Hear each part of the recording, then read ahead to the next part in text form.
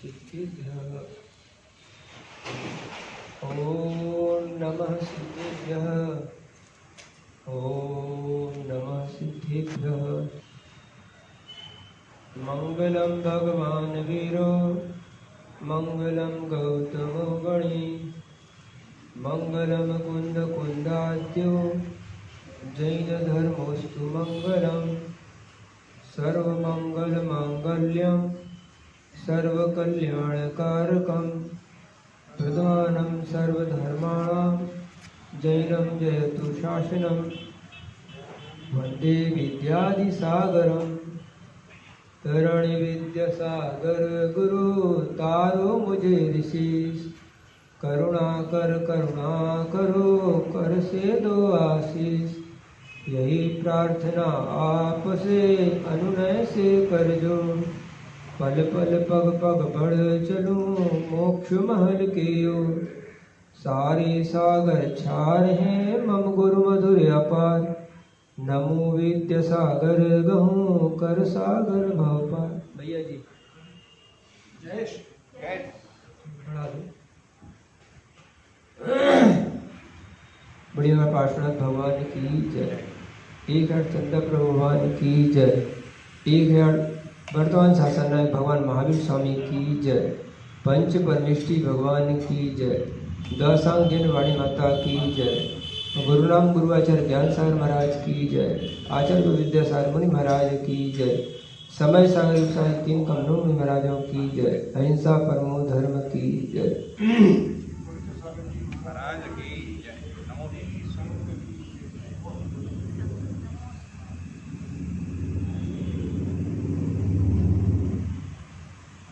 हम वर्धा नगरी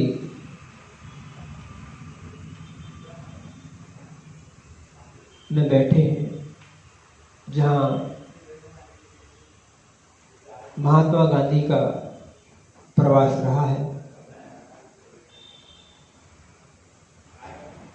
उन्होंने 3 बंदरों का उपदेश दिया।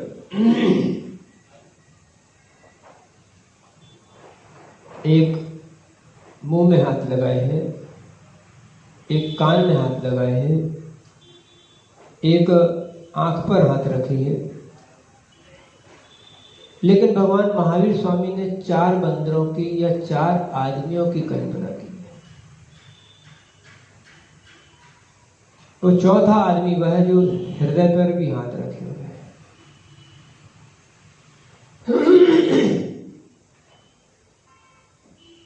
बुरा मत देखो, बुरा मत सुनो, बुरा मत बोलो, बुरा मत सोचो।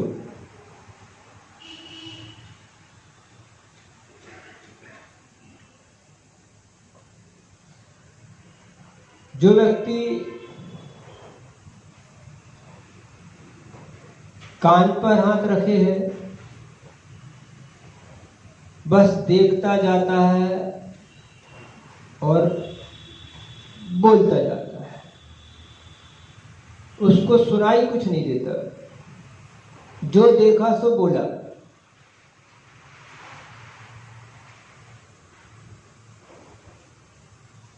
जो देखता है वो बोलता है, उसे कोई विकल्प नहीं है। इसका क्या अच्छा होगा क्या बुरा होगा। हमने जैसी देखी वैसे ही बोलती। हम तो चुप नहीं रह सकते। अगर कुछ होगा तो हम चुप नहीं बैठेंगे, हम चुप नहीं बैठते। हम तो सच सच बोलते हैं। ऐसा दावेदारी करने वाला, कदाचित अपनी भड़ास निकालने वाला बोल के हल्का हो जाता है। दूसरा व्यक्ति है कि जो आंख में पट्टी बांधे, हम उसे कोर्ट कह सकते हैं। उसकी आंख में पट्टी डली है, जो सुनता है वो फैसला दे देता है। कदाचित महिलाएं बोल सकती हैं और हमने तो ऐसी सुनी थी, हमने तो ऐसी सुनी थी, हमने तो ऐसी सुनी और हमने सुना दी। बात हो गई फुर्सत, वो भी बेचारा हल्का हो जाता कह सुन के।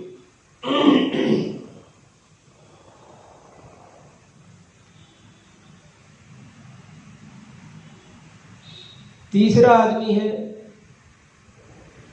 वो सत्ता से हाथ रखे बैठा भैया, जो देखा सुना जैसा भी है शांति से बैठ जाओ। ज्ञाता दृष्टा स्वभाव वाले भगवान महावीर स्वामी है, बड़े बड़े आचार्य हैं, बड़े बड़े साधक हैं।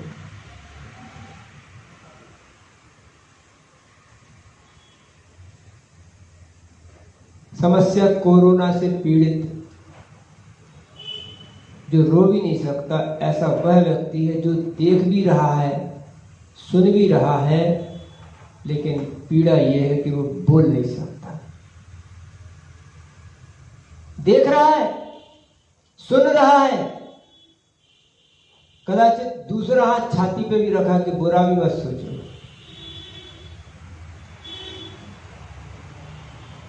बुरा भी मत सोचो किसी के बारे में।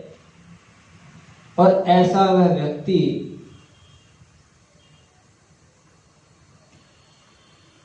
फिर किसी ने कहा पैरों में है जंजीर और ज़बां पे ताले हैं, तो न जाने आज हम तुमसे क्या क्या कहने वाले। कहें तो कैसे कहें। बुरा भी मत सोचो, बुरा भी मत बोलो, और आंखें भी खोले रखो और कान भी खुले रखो।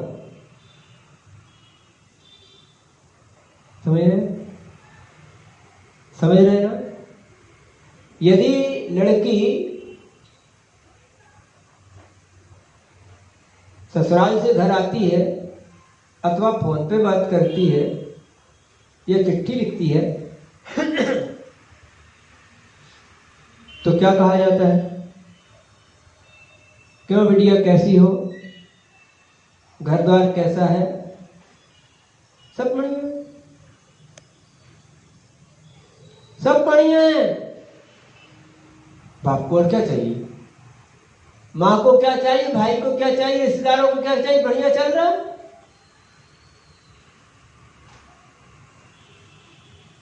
और यदि मान लो वो कह दे, यदि वो कह दे कि हे माताजी, हे पिताजी, आपने कहां पटका, क्या देखा था, क्या सुना था, वहां तो ये समस्या है।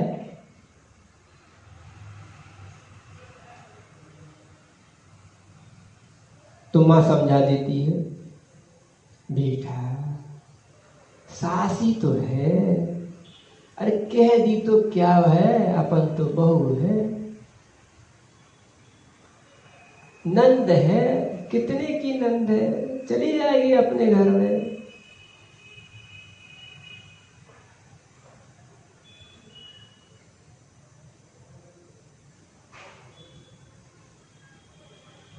तो सोचती है मैं कह के बुरी भी हो गई, और यही उपदेश मुझे सुनना थे, तो मैंने कहे ही क्यों। समस्या का समाधान नहीं, समस्या और खड़ी कर दी, कदाचित मुझे ही दोषी ठहरा दिया कि बुरा क्यों मानती है। कह दिया तो कह दिया, कोई दंडित मारती नहीं। इस तरह से कहकर, और ये भी पता हो गया कि इनका अच्छा नहीं चल रहा, और वो धीरे धीरे पूरे गांव में ये खबर फैल जाती है कि अरे वो लड़की तो वहां पर सुखी नहीं है, उसको ये समस्या है, उसको वो समस्या है, उसका पति ऐसा है, उसकी सास ऐसी है, उसका नंद ऐसी है, देवर ऐसा है, जेठ ऐसा है, गरीबी में है कि अमीरी में है। ये बात लीक हो गई, और लीक होने के बाद समाधान कुछ भी है।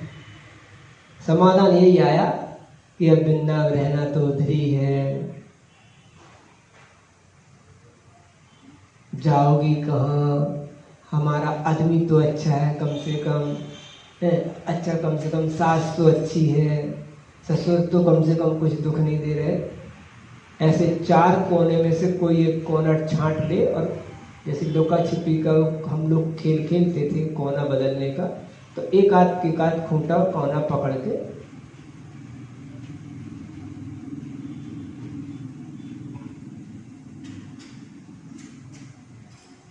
तो यहाँ पर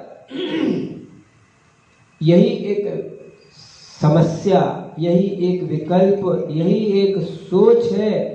और फिर पूज्य पुरुषों के प्रति किसी प्रकार के देव है, गुरु है, शास्त्र है, जो सम्यक दृष्टि है, देशवृत्ति है। क्योंकि हम जब प्रतिक्रमण करते हैं तो सम्यक दृष्टि से लेकर 11 प्रतिमाधारी आरिका, छुटलक, एलक और मुनियों के प्रति, और यहाँ तक कि एक इंद्री से लेकर पंचेंद्री तक के जीवों के प्रति जो अवमानना आदि हुई है, जो घात हुआ है, जो पीड़ा हुई है, उसके प्रति बोलने के प्रति प्रतिक्रमण करते। ऐसे के बीच में हम क्या प्रस्तुतिकरण करें?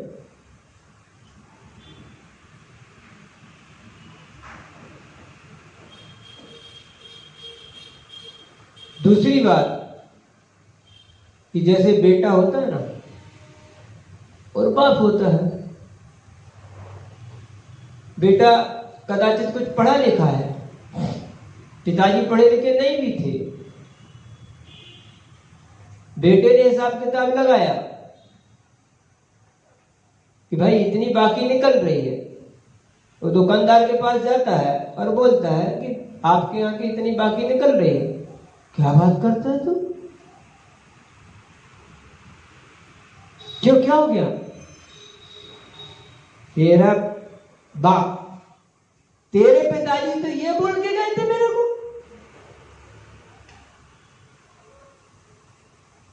ऐसा है। अब उन्हें कुछ जाना समझा नहीं होगा, हिसाब किताब में चूक चाक हो गई होगी, इसलिए ऐसा हो गया। आपके पास ही वही खाता है, मेरे पास ही वही खाता है, आपका लेन देन आपके पास है, हमारा लेन देन हमारे पास है, जोड़ घटाना कर दो, जो हिसाब किताब निकले तो दो। तेरे पिताजी मूर्ख थे क्या?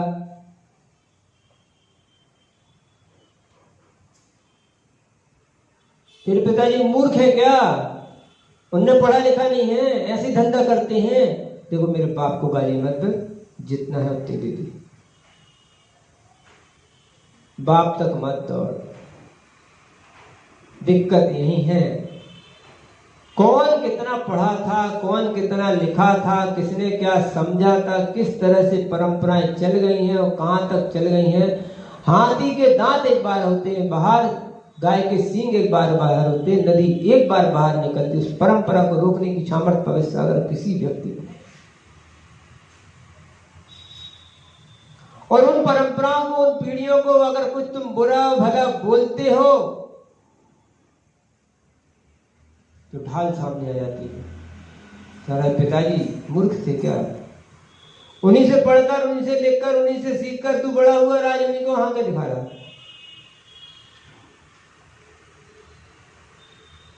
तलवार से लड़ा जा सकता है, ढाल से नहीं लड़ा जा सकता। बम से लड़ा जा सकता है, बंकर से नहीं लड़ा जा सकता। कोई बंकर में घुस जाए तो क्या कहेंगे? पेड़ की आड़ में खड़ा हो, अब तीर वाले कहां से चले? इसी तरह से हमारे जीवन में ऐसी ऐसी विसंगतियां पैदा होती हैं कि जब हम किताब पढ़ते हैं, जब हम ग्रंथ पढ़ते हैं, जब हम पुराण पढ़ते हैं, जब अपनी परंपराओं को देखते हैं, तो लगता है कहीं तो कोई विसंगति पैदा हुई है। क्योंकि आचार्य बोलते हैं कि पूर्वा पर विरोध को प्राप्त होता हो वो जैन धर्म नहीं। जो पूर्वा पर विरोध को प्राप्त हो वो आगम नहीं, जो पूर्वा पर विरोध को प्राप्त होते वो सर्वज्ञता नहीं है। लेकिन ढाल उन सारे दोषों को ढाक देती। ढाल ऐसी है कि उस सब दोषों को ढाक। क्यों? अब बोलो तो, पिताजी पढ़े लिखे नहीं थे क्या? इसका क्या जवाब है? किससे सीख के बड़े हुए? इसका क्या जवाब? तो आज गुरुजी कैसे थे? इसका क्या जवाब है?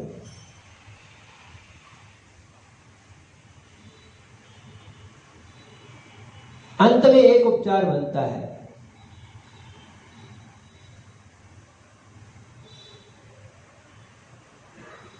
कि हमारा जो मकान होता है पहले नया होता है, उसको कुछ रोगन रागन नहीं करनी पड़ती, ऐसे ही चलता रहता है। कुछ दिनों के बाद उसमें थोड़ा सा ऑयल पेंट भर करना पड़ता है, कुछ नहीं, रोजाना पोंछा लगाओ और ऑयल पेंट करो। कुछ दिन बाद ऐसी स्थिति बन जाती है कि कहीं जीर्ण शीर्ण होने लगा है, कुछ परिवर्तन चाहिए, तो थोड़ा सा तोड़ फोड़ करके उसको टीम टाम करके सुधार देते हैं, खप्पर अप्पर सुधार दो, ये कर दो, वो कर दो। फिर एक स्थिति ऐसी आती है कि अब इधर से चू रहा है, उधर से चू रहा, तो ये तसला लगा दो, पानी लगा दो, पोंछा कर दो, ठीक। अंत में एक स्थिति ऐसी बनती है कि इसको धक्का मारो, गिरा दो और फिर हल बक्खर चला के फिर नई तरीके से बना दो। आज धर्म की स्थिति ऐसी ही दशा में पहुंच गई है कि बस इधर सिर छुपाने को जगह थोड़ी सी मिल रही, कुछ शांति मिल रही, चलो इतना ही मिल रहा है, उधर पे मिल रही तो इधर से खिसक लो, अथवा ये इंतजार करते रहो कि अब ये गिरा के ही बनाना पड़ेगा। पंचम काल के अंत का समय, पंचम काल में छठे काल की ओर जाते के समय यही है कि अब बस कितने दिन का छठा काल है, कितने दिन का पंचम काल है, खुद ही मिट जाएगा। हम इसमें मिटाने के और बनाने के अधिकारी नहीं बनते हैं। भगवान महावीर स्वामी ने जो कहा है कि पंचम काल के अंत में धर्म की हानि हो जाएगी, तो ये धर्म की हानि वो चाहे कोई भी निमित्त बने, उसको ऐसा ही होना है, चाहे द्वीपायन बन जाए, चाहे फलाना बन जाए, और चाहे वो शराब बन जाए, चाहे वो पांडव बन जाए, चाहे कौरव बन जाए, जो उसके निमित्त बनते हैं तो बन जाए, लेकिन द्वारका जलनी है सो जलनी है। तो अपने आप से तो जलेगी नहीं, कोई ना कोई उसका ऐसा निमित्त बनेगा जिससे वह नष्ट होगी। बस एक ऐसा समय बचा है, ऐसा समय रह गया है कि आप उसे देखते रहो और चलते। नमोकार मंत्र पढ़ने की योग्यता अगर बची है तो उतना ही ठीक है, और पूजा करने की योग्यता बची है तो ठीक है, और परिणामों को विशुद्ध बनाने की जो थोड़ी बहुत योग्यता बनी है तो बना लो। बाकी आपको बोलने का अधिकार नहीं है, कहने का अधिकार नहीं है, सोचने का भी अधिकार नहीं है, क्योंकि आप बुरा नहीं सोच सकते किसकी बात। अगर आप सोचते हैं तो वह अपराध की कोटि में आता है, जबकि सब जानते हैं कि कोर्ट हो, कचहरियां हो, कहाँ हैं, कैसे हैं, मंत्री हैं, संतरी हैं, कैसे काम कर रहे हैं और कैसे काम नहीं कर रहे, लेकिन इसके बाद भी उन कोर्टों के प्रति आप कुछ कह नहीं सकते।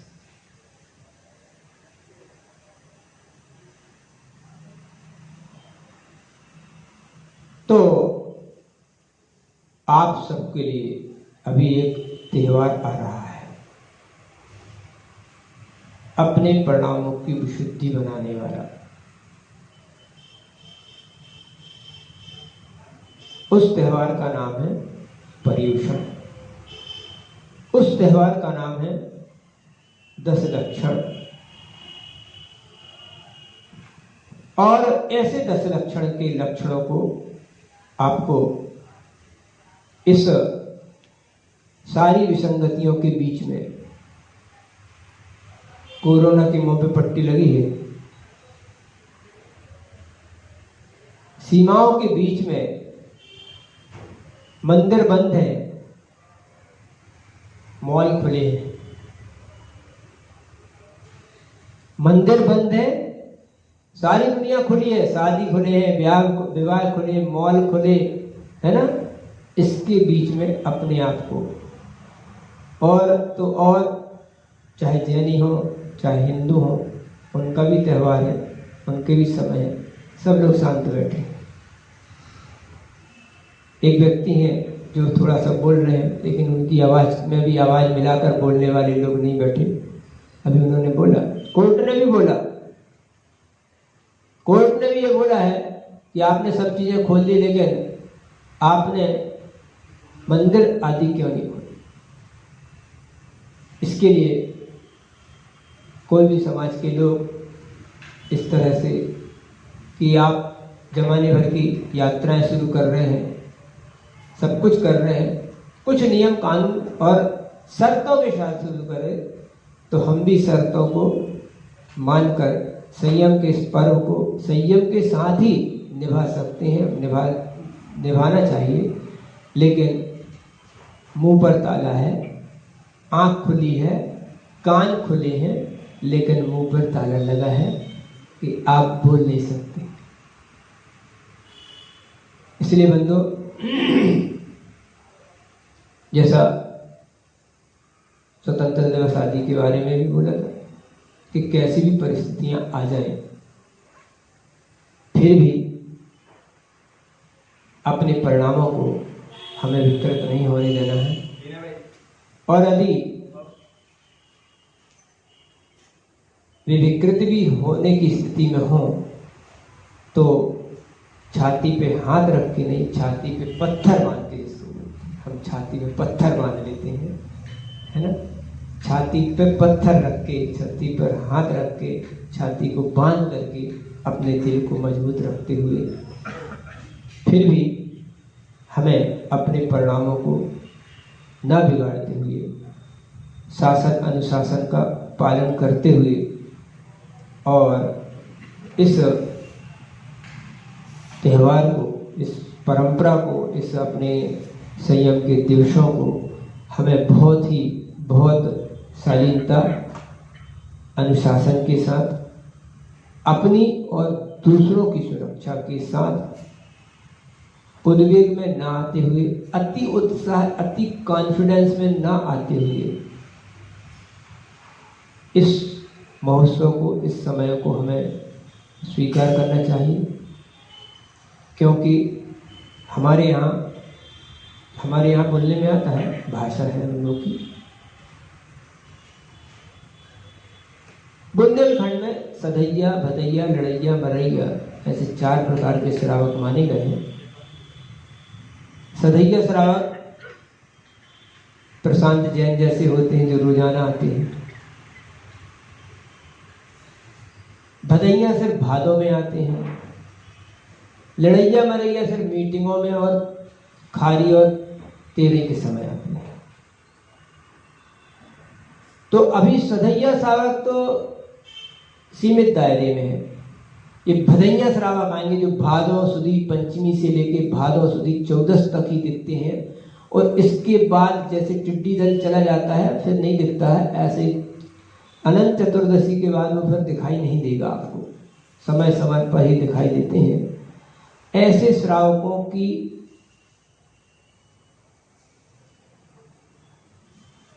भीड़, ऐसे श्रावकों से ये स्थान परिपूर्ण हो जाएगा। उस समय हमारी कुछ सुरक्षा व्यवस्था, कुछ अनुशासन बिगड़ सकता है, क्योंकि वो वैसे भी आचार्यों ने लिखा है कि जो गंदला पानी होता है ना, वो गंदले पानी से बाढ़ आती है। और ऐसा कुछ गंदला पानी जो नहीं आने वाले श्रावक हैं, उन नहीं आने वालों श्रावकों से भी हमारे कार्य की और महोत्सव की शोभा बढ़ती है। अब इतने ही रहे तो अच्छा नहीं लगता, अब वो आ जाएंगे तो फिर ऐसा लगेगा देखो आज कितना अच्छा महोत्सव है। तो भीड़ किसने बढ़ाई? अच्छापन किसने लाया? और फिर आप नदी को देखने कब जाते भाई? जाते कभी नदी देखने? बाढ़ देखने जाते थे, वो पुल पे पानी आया, 30 फुट आया, 35 फुट आया, है ना, ले देखने जाओ। अच्छे पानी को देखने कब गए आप? कौन सा पानी देखने गए? कौन सा पानी देखने गए? बाढ़ का पानी, पीला पीला, नीला नीला, हरा हरा, काला काला। और जब वो सुंदर सुंदर सफेद कंचन सा पानी बह रहा था तो किसने देखा? पीने में कौन सा पानी आता भैया काम में? आपके उपयोग में कौन सा पानी आता है? कोई नहीं देखता उसको। कौन सा पानी देखने जाओगे? फोटो किसकी निकालोगे? फलाने की जगह का झरना फूट गया, फलाने जगह बाढ़ आ रही है, अभी बांध के गेट खुल गए हैं, लोग देखने जा रहे हैं। कौन सा पानी देखने जा रहे हैं भैया? अच्छा कौन से में लगेगा? 10 लक्षण में। जब तो नहीं आने वालों की भीड़ आएगी तो हमारा परिसर भरा भरा सा लगेगा, और फिर लगेगा कितना अच्छा महोत्सव हो रहा है, कितनी अच्छी आज गैदरिंग हो रही है। देखो किन से हो रही? 10 लक्षण के बाद उन्हें नहीं देखने आए, काम में नहीं से चल रहे हैं।